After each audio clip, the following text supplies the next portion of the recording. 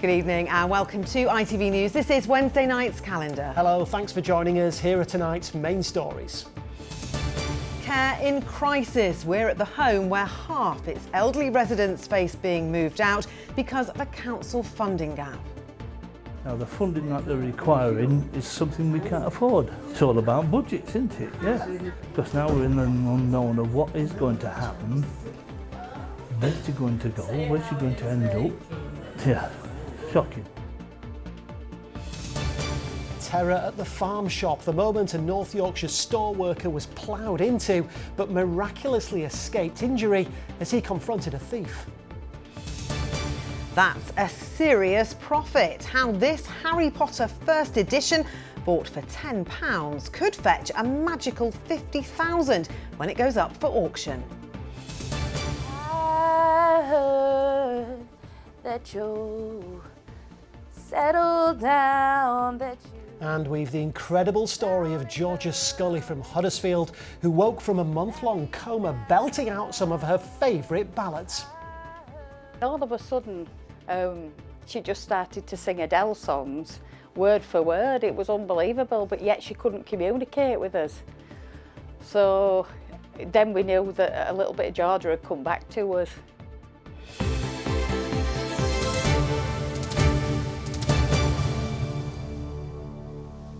First tonight, a council's approach to funding elderly care has been branded cruel and unethical by a home where half of its vulnerable residents face having to move to cheaper accommodation. Current rules mean that if someone lives in a care home which costs more than the authority is prepared to fund, then a top-up fee must be paid, and it's relatives that cover the difference. But rising fees mean it's becoming impossible for many to bridge that gap.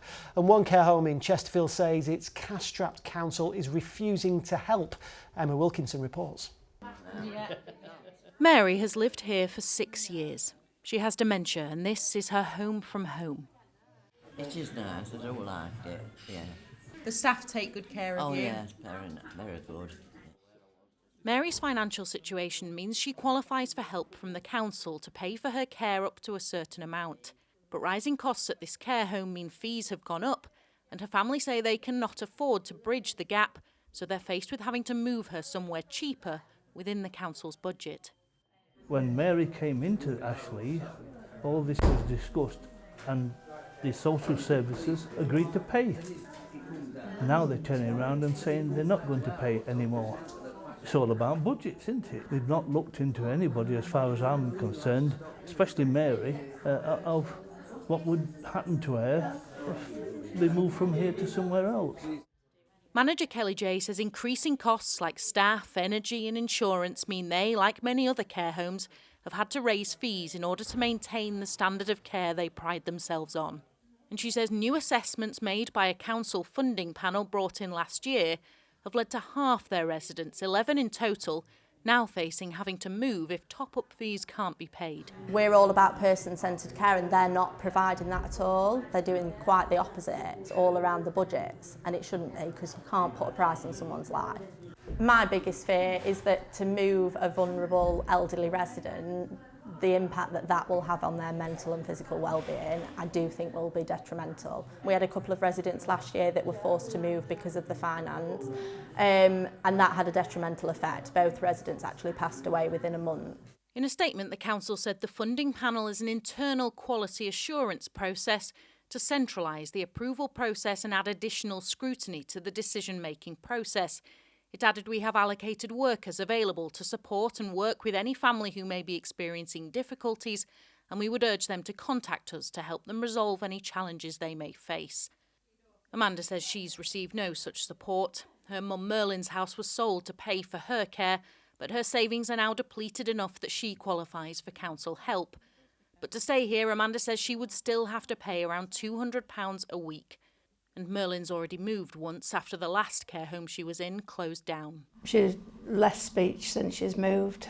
Although it's absolutely amazing here, you never get it back. Once you've lost it, it's gone. I don't think she'd survive another one after the last one. She deserves better. Yeah, they just don't look at people. They just think it's a number and can move her wherever they want. Derbyshire County Council is already looking to close 8 care homes and 5 day centres. Kelly J says that will only add to the pressure on care homes like this, and she worries the most vulnerable are paying the price. Emma Wilkinson, ITV News, Chesterfield.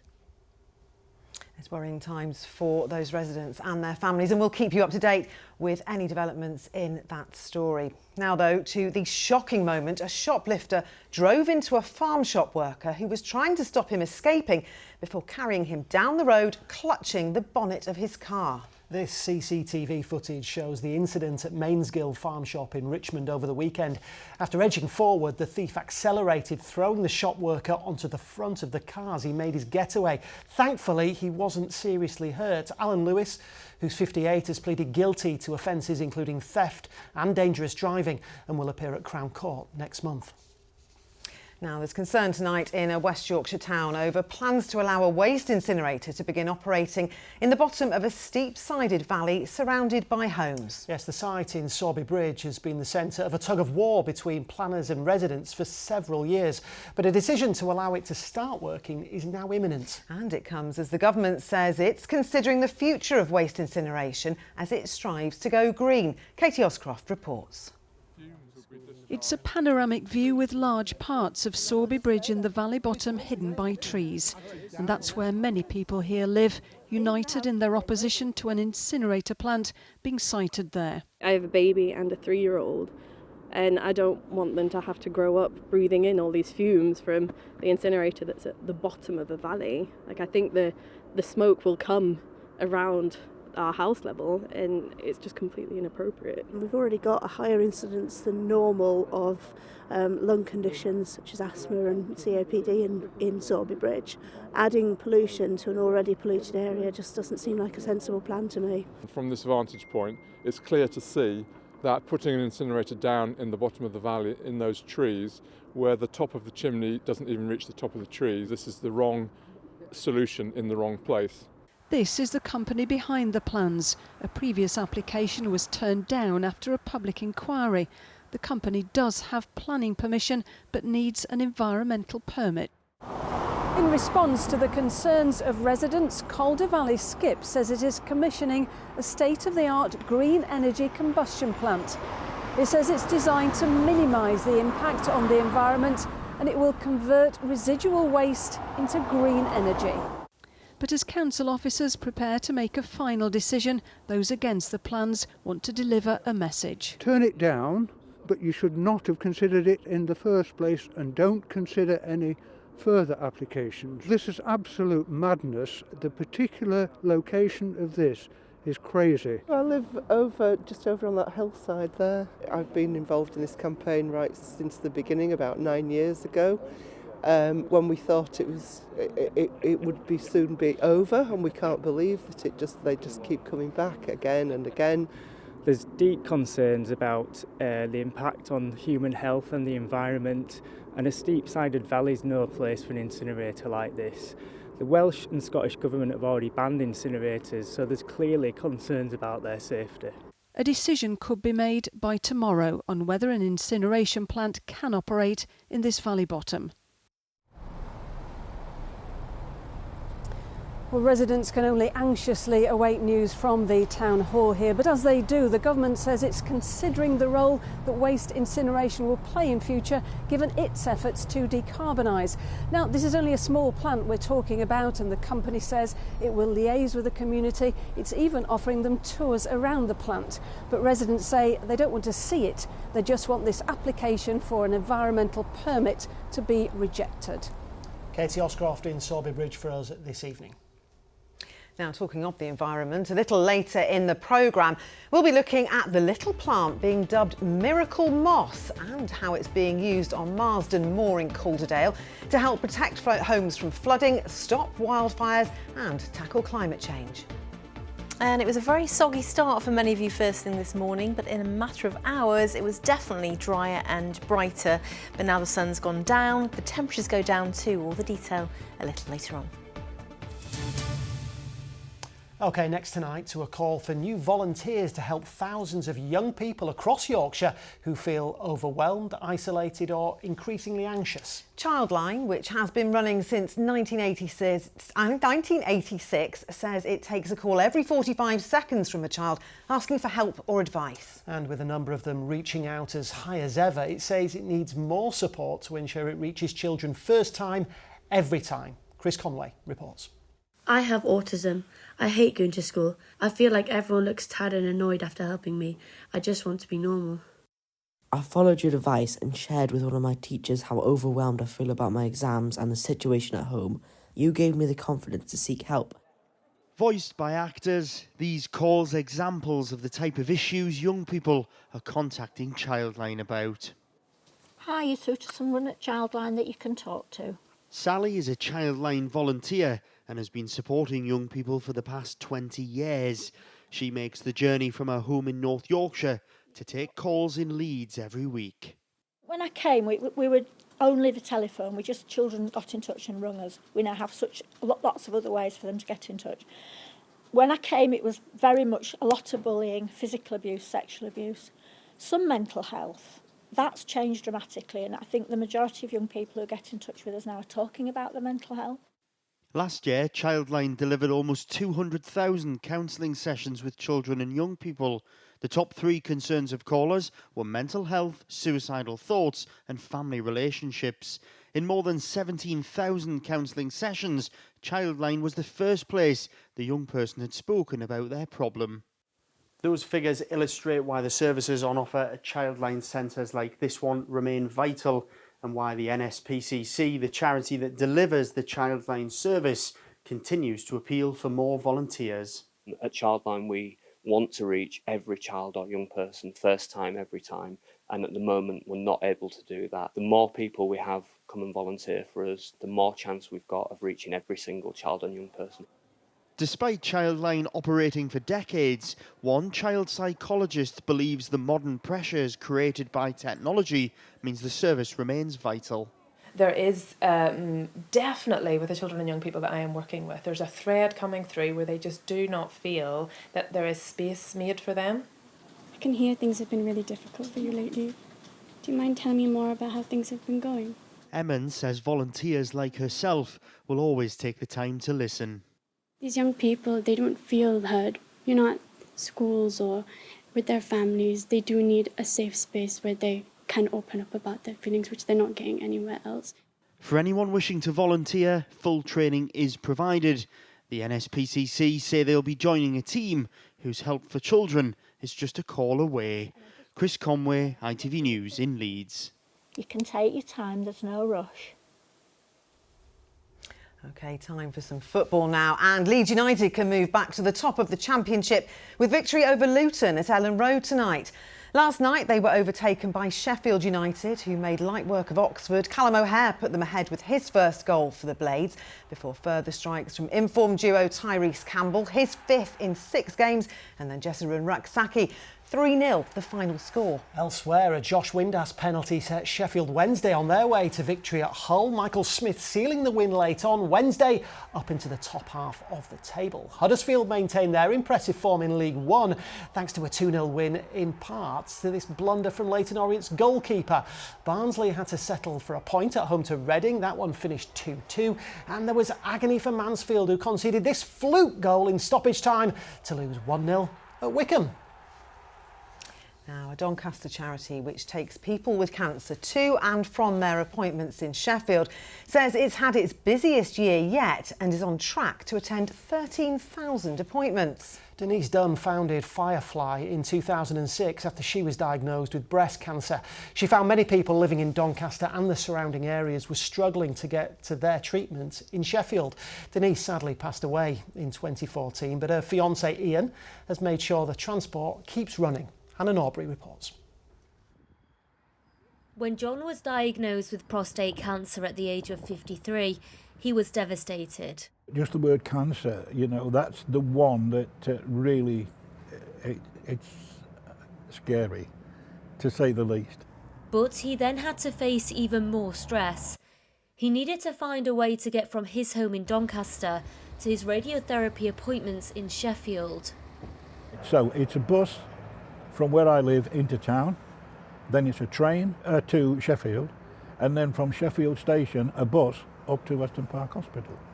That all changed when he found Firefly, who take people to and from hospital appointments. I called Firefly and Chewy put my mind at ease within 2 minutes. And that was it. And I came and I had 8 weeks of treatment, Monday to Friday, for 8 weeks. Denise Dunn founded the charity in 2006 after being diagnosed with breast cancer. She noticed that problems with parking and the lack of transport to get from Doncaster to Sheffield was adding more stress to people who were already battling cancer. She passed away in 2014, but her fiancé Ian has continued her legacy, which is a lifeline to many. Well, you get told some of them wouldn't make the journey, they wouldn't have the treatment. And that's it really, that if they're not going to have the treatment, potentially not going to survive. This is the busiest year we've had since we've been formed in 2006. And currently we're going to hit about 13,000 appointments that we would have met this year. There's no one that we turn away. And as long as they live in the area of Doncaster, Retford, Works off Rotherham, we'll take them. It's not a problem to us. It's thanks to the 76 volunteer drivers that around 60 to 80 people are able to get to their appointments each week. It's incredibly rewarding. You know, picking people up who are arguably at the most distressed point in their life and hopefully easing some of that distress or relieving the stress is what it's all about, and getting them there safely without having to worry. There's no money involved as far as the passengers go, so that removes the financial burden as well, because many of them may be suffering financially because of the diagnosis. Despite having their busiest year yet, those behind the charity won't be putting on the brakes anytime soon. Hannah Norbury, ITV News, Sheffield. A wonderful legacy created there by Denise and being continued by Ian. Really is, yeah, well done to them. Now, if you're a bit of a book hoarder, you might want to have a quick look through your shelves. You might just have a small fortune sitting there. We can wish, can't we? But that is exactly what happened to Adam McCulloch from Chesterfield. His mum bought him this particular book almost 30 years ago, and it just so happens to be a first edition copy of The Philosopher's Stone, the first ever book published by J.K. Rowling back in 1997. I'm sure I had that book. Well, Adam's mum paid £10 for it in a charity shop back then, and it spent years in Adam's cupboard under the stairs, much like the young Harry himself. Well, tonight it goes up for auction with an expected price tag of around £50,000. I was pretty flabbergasted, still am, in all honesty. At the time, it was a book, and now it's obviously become so much more of a story, so much more than that. So, yeah, it's still sinking in all honesty. But I did get in touch with the bookshop, and I think it's just a sign that you never know really about one £10 book that you spend somewhere. It might lead somewhere like this. Who knows? First thing I do when I go back to my parents. Me too. Those shelves, I'm going to check every single book on there. Yeah. You never know. It's probably gone to the charity shop by now. Probably, yeah. A bit like my inheritance, yeah.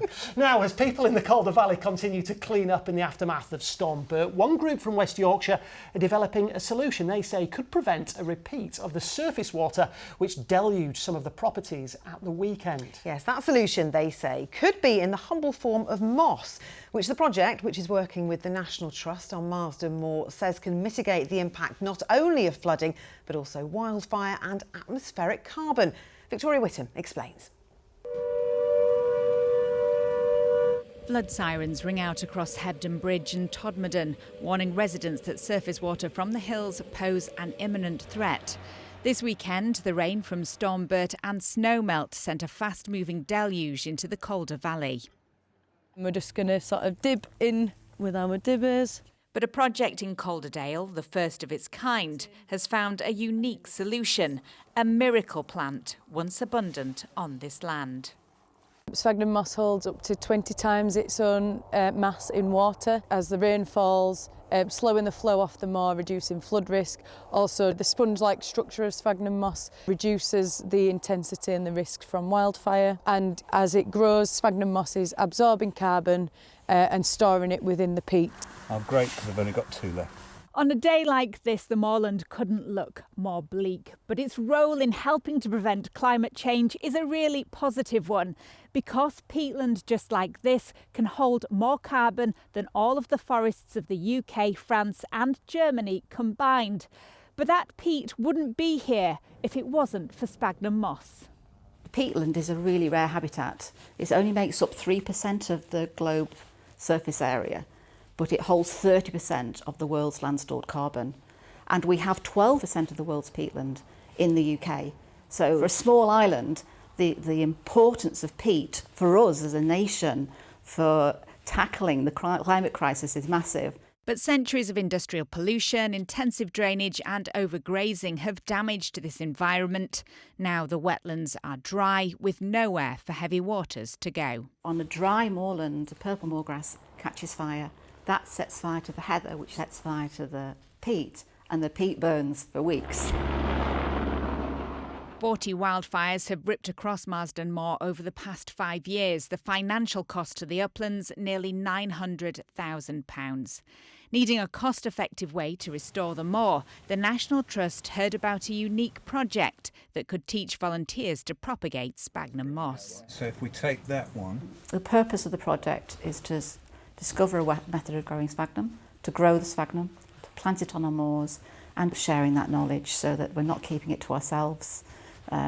So that there's I think it's about 6 other nurseries setting up now across the UK using the Calderdale sphagnum growing method. But sphagnum won't grow on dry peat. 3,000 leaky dams like this are planned to raise the water table, bringing back the bog. They hold back water on the moor, and whilst that water is pooled here, it seeps into the surrounding areas, and what that does is it helps to raise the water table, making it less suitable for grasses and much more suitable for sphagnum moss.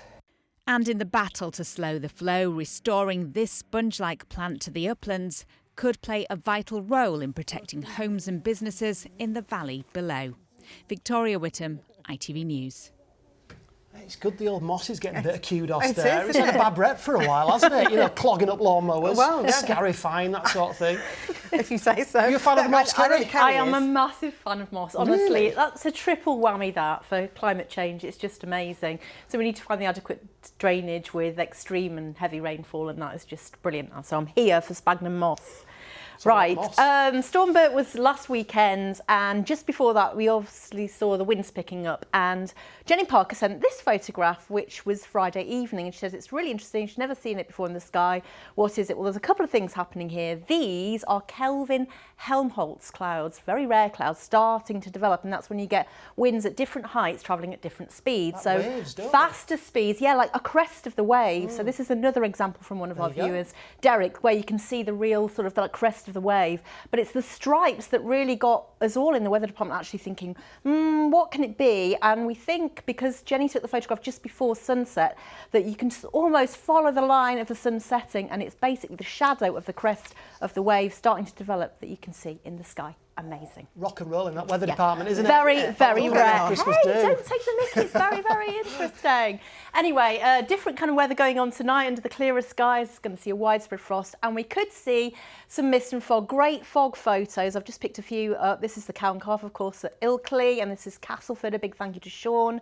But we're more likely to see something like this, which is freezing fog and widespread frost overnight tonight, because these are our temperatures, sub-zero. Really dangerous for driving. Not widespread, but those really awkward pockets where they just come out of nowhere. So do take extra care tonight.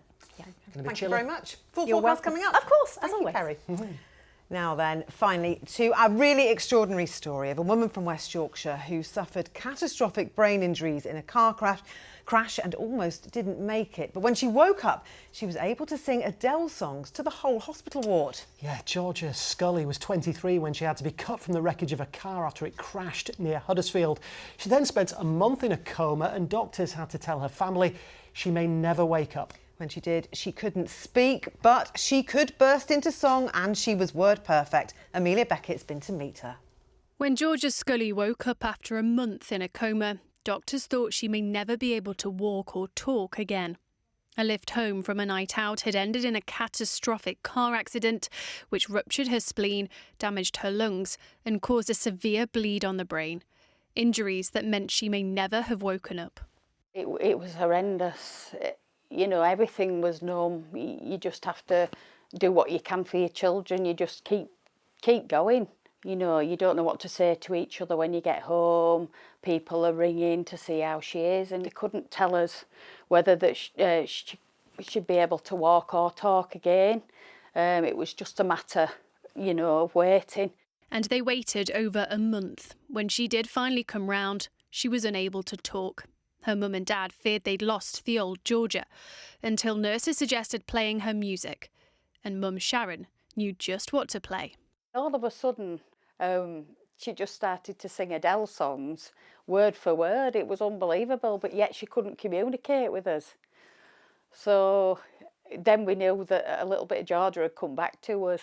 That must have been amazing. How did you feel?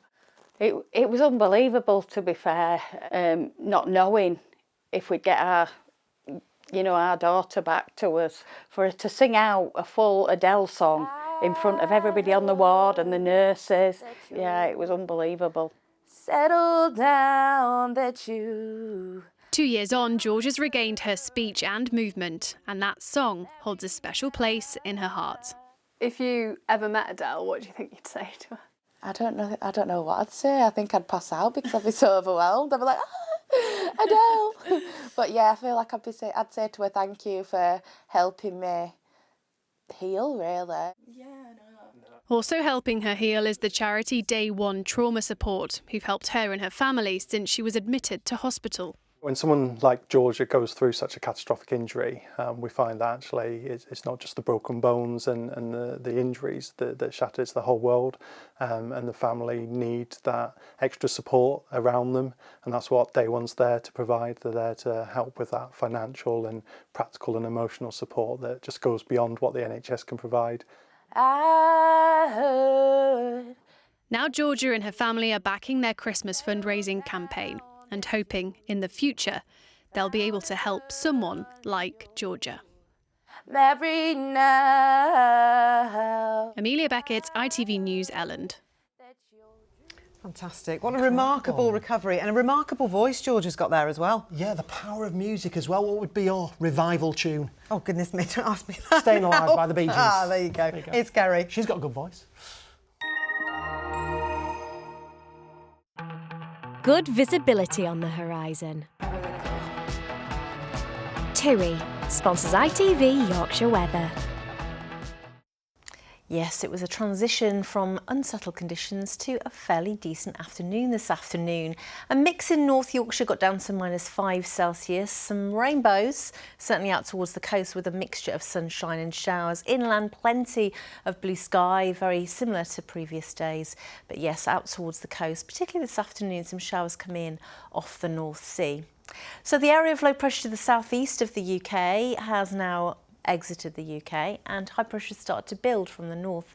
So increasing amounts of clear sky and lighter winds, a calmer night ahead, but that means a colder one, and certainly away from the coast where there'll be a little bit of a breeze and still slight risk of a shower for this evening.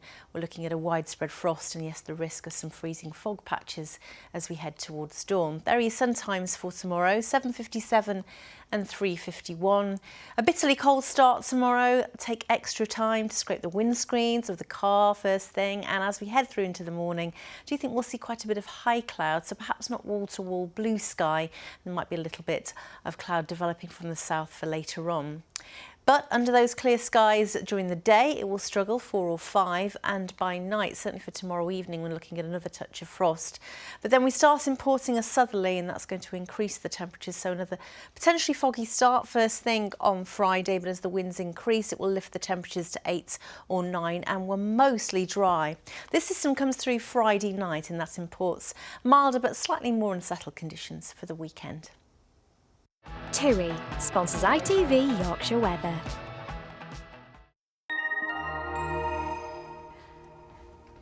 There you go. It's the price we pay for a nicer day. Very chilly overnight tonight. Looks beautiful. I'm going to have my electric blanket on tonight, definitely. Yep, going to be very cold. I'm going to be at the football. OK, but that's it for now. Arif is going to be back, isn't he, at 10:30? Yes, and Mary is coming up next. We'll see you soon. See you then. Bye-bye. Bye.